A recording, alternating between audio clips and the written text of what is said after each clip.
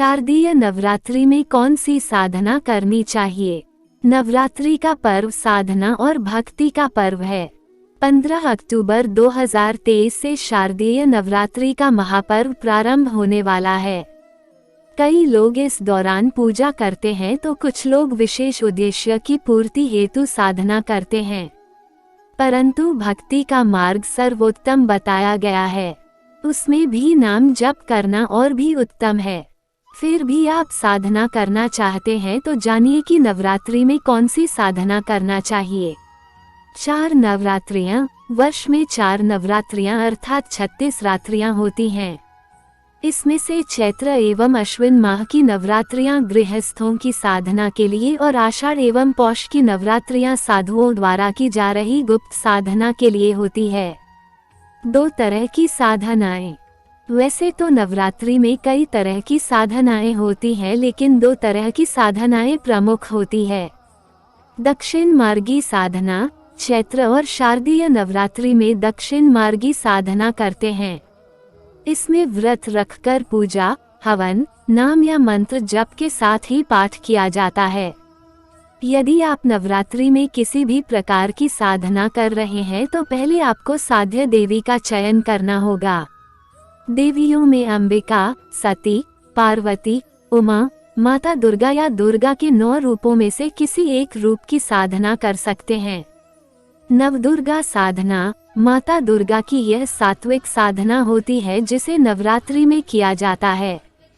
ये 9 दुर्गा है। 1 शैलपुत्री, 2 ब्रह्मचारिणी, 3 चंद्रघंटा, 4 कुष्मांडा, 5 स्कंद माता, 6 कात्यायनी, 7 कालरात्रि, 8 महागौरी और 9 सिद्धिदात्री। उक्त देवियों की साधना और भक्ति को सामान्य तरीके से यज्ञ, हवन आदि से किया जाता है।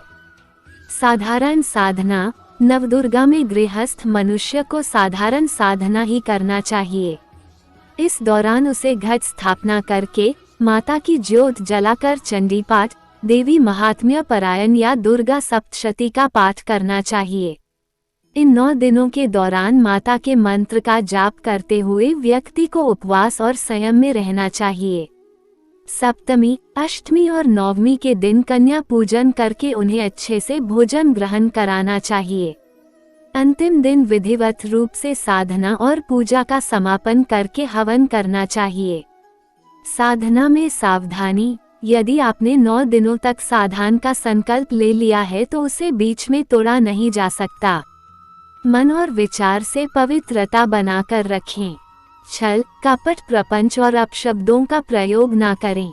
ब्रह्मचर्य का पालन करें। गलत लोगों की संगति ना करें। साधना में किसी भी प्रकार की गलती माता को क्रोधित कर सकती है। यदि आप इस दौरान बीमार पड़ जाते हैं, आपको अचानक ही कहीं यात्रा में जाना है या घर पर किसी भी प्रकार का संकट आ जाता है तो इस दौरान उपवास तोड़ना या साधना छोड़ना क्षम्य है, लेकिन ये किसी जानकार से पूछकर ही करें। पहली दक्षिण मार्गी साधना और दूसरी वाम मार्गी साधना। पूजा, भक्ति, गायत्री और योग सम्मत दक्षिण मार्गी साधनाएं होती हैं।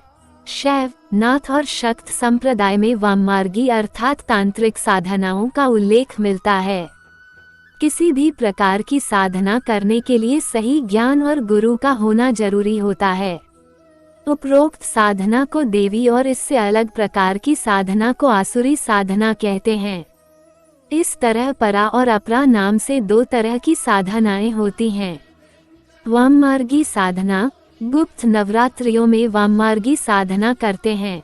वाम मार्गी साधनाएं भी कई प्रकार की होती है, जिसमें एक है तंत्र साधना। तंत्र साधना में देवी काली, अष्टभैरवी, 9 दुर्गा, 10 महाविद्या, 64 योगिनी आदि देवियों की साधना की जाती है। इसी तरह देवताओं में बटुक भैरव, काल भैरव, नाग महाराज की साधना की जाती है। उक्त की साधना को छोड़कर जो लोग यक्षिणी, पिशाचिनी, अप्सरा, वीर साधना, गंधर्व साधना, किन्न साधना, नायक नायिका साधन, डाकिनी शाकिनी, विद्याधर, सिद्ध, दैत्य, दानव, राक्षस, गुहमुख, भूत, वेताल, अघोर आदि की साधनाएं निषेध हैं। निषेध साधना या क्रिया करने वाले लोग अपने आसपास खतरा और नर्क का जाल बुनते हैं।